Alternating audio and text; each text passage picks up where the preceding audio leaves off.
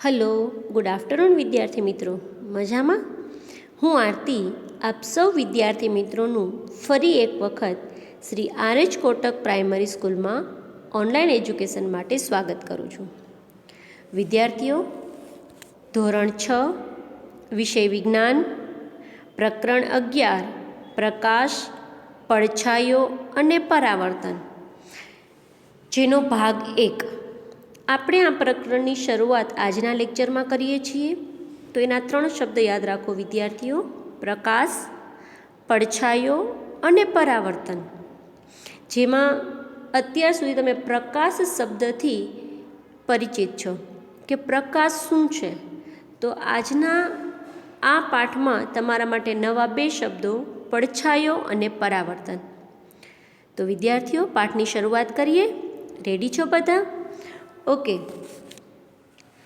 હવે જો માની લો કે તમે તમારી આસપાસ ઘણા બધા રંગીન અને જુદા જુદા પદાર્થો જુઓ છો ને.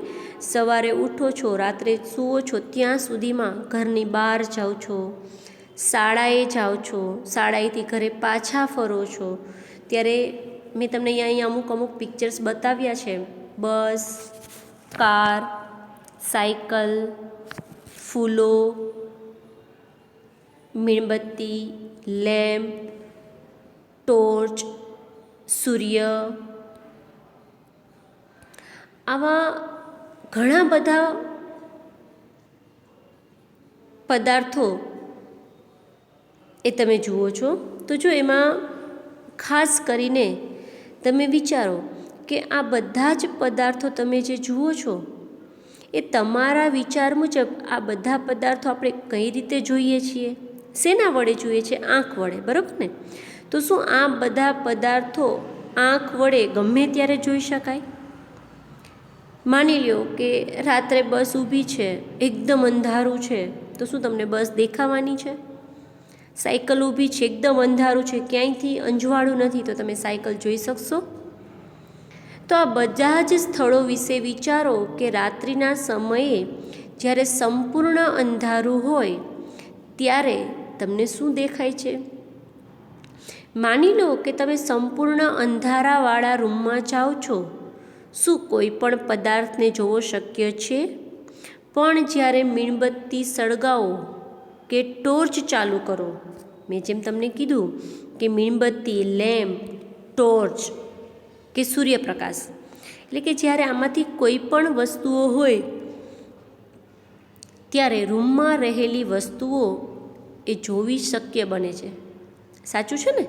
બરાબર. અંધારું એકદમ રૂમમાં હોય, ઘણી વખત આપણે રૂમમાં જાય, અંધારું હોય, રાત પડી ગઈ હોય, આપણે લાઇટ ચાલુ કર્યા વગર રૂમમાં જાય અને જો પગમાં કોઈ વસ્તુ આવે તો આપણને દેખાતી નથી. એટલે કે પ્રકાશ વિના વસ્તુઓ જોઈ શકાતી નથી. પ્રકાશ આપણને વસ્તુઓ જોવામાં મદદ કરે છે. એટલે પ્રકાશ વસ્તુ તમને સમજાય. પ્રકાશ તમને શેમાંથી મળે? તો કે પહેલાં સૂર્યમાંથી. સૂર્ય એ પ્રકાશનો મોટામાં મોટો અગત્યનો સ્ત્રોત છે. પછી સૂર્ય જેવા માનવ નિર્મિત પદાર્થો કે જે મનુષ્યએ બનાવેલા છે, જેમ કે ટોર્ચ, પછી લાઇટ, મીણબત્તી, એવી બધી વસ્તુ કે જે આપણને સૂર્યની જેમ જ પ્રકાશ આપે છે. એટલે કે ટોર્ચમાં રહેલો બલ્બ એ એવો પદાર્થ છે જે પોતાનામાં પ્રકાશ ઉત્પન્ન કરે છે. સૂર્ય બીજો એવો જાણીતો પદાર્થ છે જે પોતાનો પ્રકાશ બીજાને આપે છે. દિવસ દરમિયાન પ્રકાશ વડે આપણે વસ્તુઓ જોઈ શકીએ છીએ. એટલે કે હવે પ્રકાશિત પદાર્થો કોને કહેવાય? તો કે સૂર્ય જેવા પદાર્થો કે જે પ્રકાશ ઉત્પન્ન કરે છે તેને પ્રકાશિત પદાર્થો એટલે કે પ્રકાશના સ્ત્રોતો, સ્ત્રોત એટલે જેમાંથી આપણને પ્રકાશ મળે છે એને પ્રકાશના સ્ત્રોતો કહેવાય. બરાબર. તો જ્યારે પ્રકાશિત પદાર્થો જેવા કે સૂર્ય, ટોર્ચ કે વીજળીના બલ્બ પરથી પ્રકાશ એ પદાર્થો પર પડીને આપણી આંખ સુધી પહોંચે છે ત્યારે આપણે આ પદાર્થો જોઈ શકીએ છીએ. સમજ્યા શું કહેવા માગે છે? માની લો કે તમારી સામે બસ છે, તમે બસને જુઓ છો તો કઈ રીતે શું પ્રક્રિયા થાય છે એ સમજો કે સૂર્યપ્રકાશના કિરણો છે, સમજો, સૂર્યપ્રકાશના કિરણો છે એ પદાર્થ પર પડીને તમારી આંખ સુધી પહોંચે છે, એટલે તમે આંખ વડે પદાર્થને જોઈ શકો છો. જો તમારે અને કોઈ પદાર્થની વચ્ચે અંધારું હોય, પ્રકાશ જ ન હોય તો તમે તે વસ્તુને જોઈ શકતા નથી. ક્લિયર, સમજાય છે? ધારો કે પદાર્થ તરીકે કોઈ ખુરશી હોય, કોઈ પણ ચિત્ર હોય, કોઈ બૂટ હોય, તો આ દરેક વસ્તુ માટે આપણે જોઈએ તો કે પ્રકાશનો પડછાયો, પ્રકાશ એના ઉપર પદાર્થ પર પડે છે, એ પ્રકાશ આપણી આંખમાં પ્રવેશે છે અને પછી આપણે આંખ વડે એ પદાર્થને જોઈ શકીએ છીએ. ક્લિયર? તો પ્રકાશ તમે સમજી શકો છો. તો પ્રકાશ માટે તમે ગયા ધોરણમાં પણ આવા શબ્દ શીખી ગયા, પારદર્શક, અપારદર્શક અને પારભાષક પદાર્થો. આ ત્રણે ત્રણ પદાર્થો સમજવા માટે તમને પ્રકાશની જરૂર પડે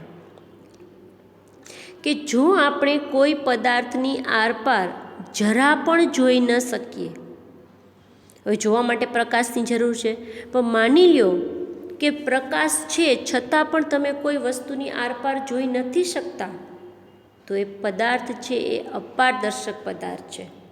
બીજી વસ્તુ અત્યારે તમારી પાસે હોય કે ન હોય, પણ તમારી પાસે બુક છે, બુક જુઓ, તમારા આંખની સામે રાખો, બુકની પાછળ શું છે એ તમે જોઈ શકતા નથી, એટલે બુક છે એ અપારદર્શક પદાર્થ છે.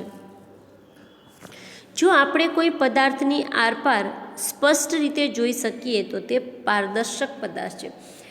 તમે સાદો કાચ રાખો તો કાચની આરપાર તમે જોઈ શકો છો, એની પાછળ શું છે એ તમે આરામથી જોઈ શકો છો અને સ્પષ્ટ રીતે જોઈ શકો છો, તો એને પારદર્શક પદાર્થ છે એવું કહેવાય. અને જો આપણે કોઈ પદાર્થની આરપાર જોઈ શકીએ છીએ પરંતુ સ્પષ્ટ દેખાતું નથી, ઘણી વખત એવો કાચ હોય, દૂધિયા કાચ જેવો, કે એની આરપાર જોઈ શકાય પણ ચોખ્ખું ન જોઈ શકાય, સ્પષ્ટ રીતે ન જોઈ શકાતું હોય, અથવા પાણી હોય, બરાબર, તો પાણીની નીચે તમને વસ્તુ દેખાય પણ સ્પષ્ટ ન દેખાતી હોય, તો આ બધી વસ્તુ છે જે સાવ દેખાતુંય નથી અને એકદમ સ્પષ્ટ દેખાય છે એવું નથી, ત્યારે એને પારભાષક પદાર્થ તરીકે ઓળખવામાં આવે છે. ફરીથી સમજો, પારદર્શક, અપારદર્શક અને પારભાષક પદાર્થો એટલે કે જે પદાર્થની આરપાર સ્પષ્ટપણે જોઈ શકાય તેને પારદર્શક પદાર્થ કહેવાય છે. જે પદાર્થની આરપાર બિલકુલ ન જોઈ શકાય એને અપારદર્શક પદાર્થ કહેવાય છે. અને જે પદાર્થની આરપાર જોઈ શકાય પણ સ્પષ્ટ દેખાતું નથી તેને પારભાષક પદાર્થ તરીકે ઓળખવામાં આવે છે. ક્લિયર? સમજાય છે? તો આ ત્રણેય જે પદાર્થ છે, પારદર્શક, અપારદર્શક અને પારભાષક, આ ત્રણેય પદાર્થોનું વર્ગીકરણ કરવા માટે આપણે પ્રવૃત્તિ 1 જોઈએ. પ્રવૃત્તિ 1 કે તમારી આજુબાજુ જુઓ તથા બને તેટલા પદાર્થો એકઠા કરો. આ દરેક પદાર્થોમાંથી કોઈ દૂરની વસ્તુ જોવાનો પ્રયત્ન કરો.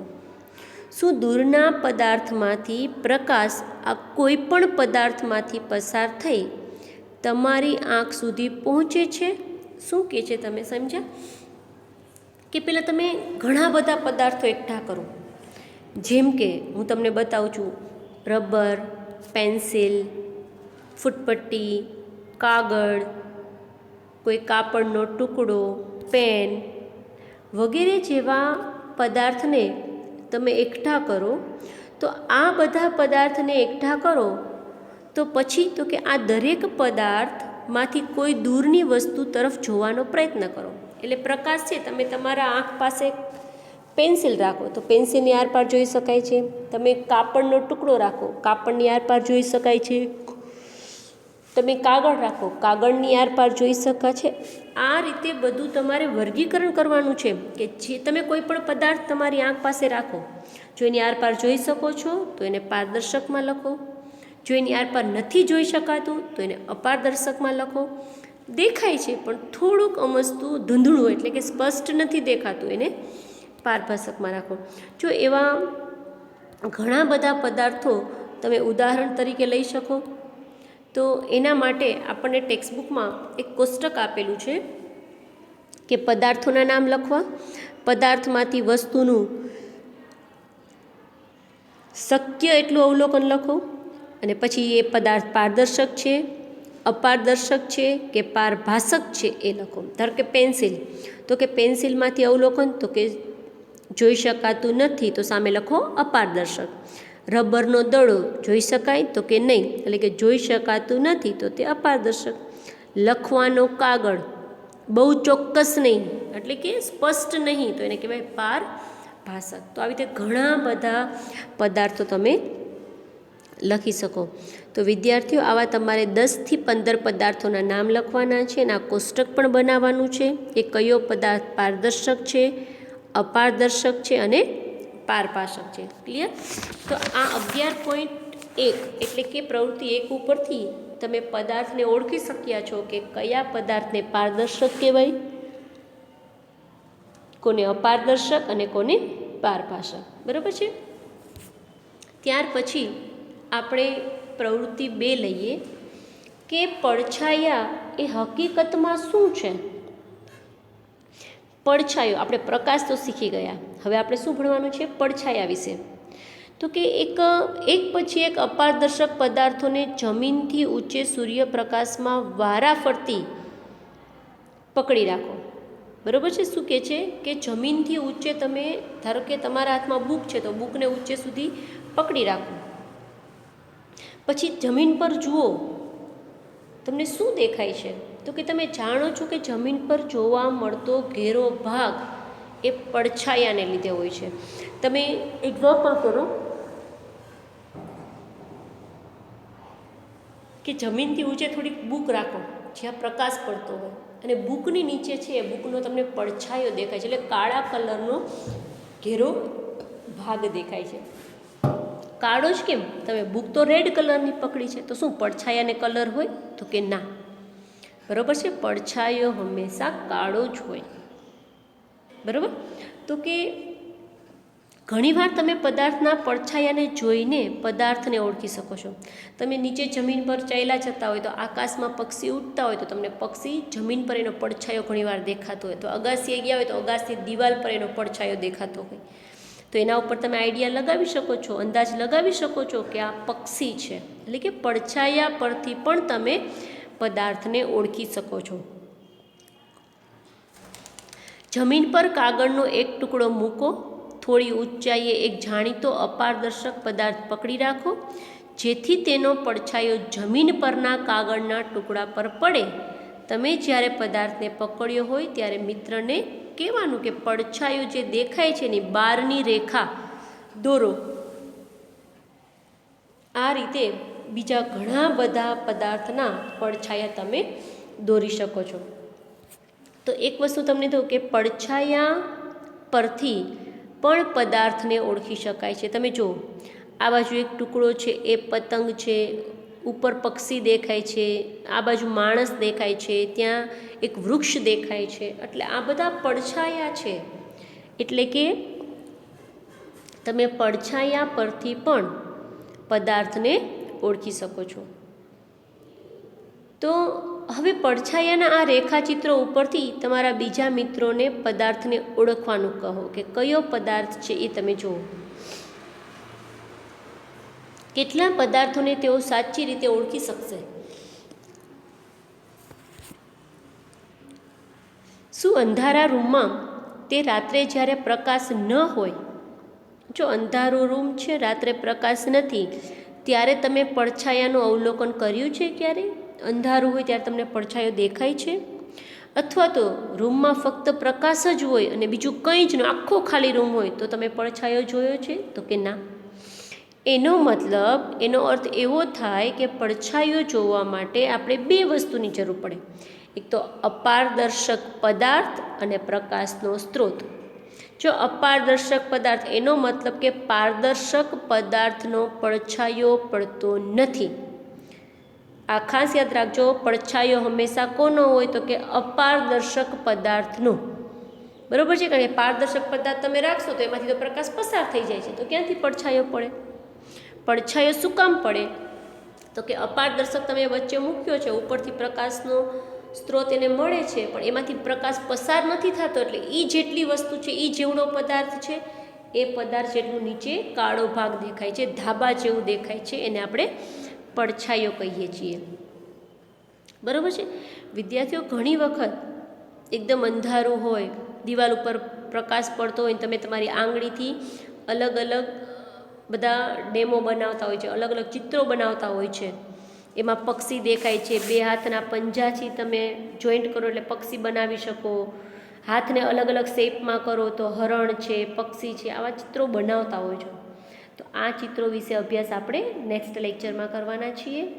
તો આ લેક્ચરમાં આપણે બે વસ્તુ શીખાય, ખાસ યાદ રાખજો. એક તો પ્રકાશ એટલે કે પ્રકાશિત પદાર્થો કોને કહેવાય? તો કે સૂર્ય જેવા ઘણા બધા પદાર્થો જેમ કે ટોર્ચ, બલ્બ, મીણબત્તી વગેરે આપણને પ્રકાશ આપે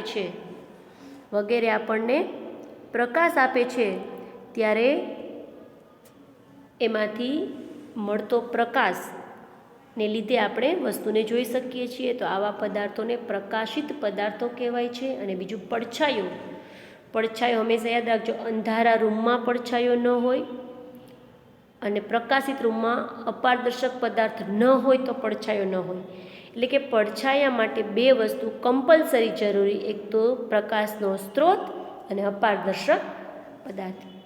વિદ્યાર્થીઓ, આ પાઠમાં મજા આવી અને વ્યવસ્થિત સમજજો, સામે ટેક્સ્ટબુક રાખીને આ વિડીયો જોજો, જેથી તમે સારી રીતે સમજી શકશો. આપણે આ પાઠમાં અત્યારે પ્રવૃત્તિ 2 સુધી ભણ્યા છીએ અને નેક્સ્ટ લેક્ચરમાં આપણે પ્રવૃત્તિ 3 થી શરૂ કરીશું. Okay, bye, all the best.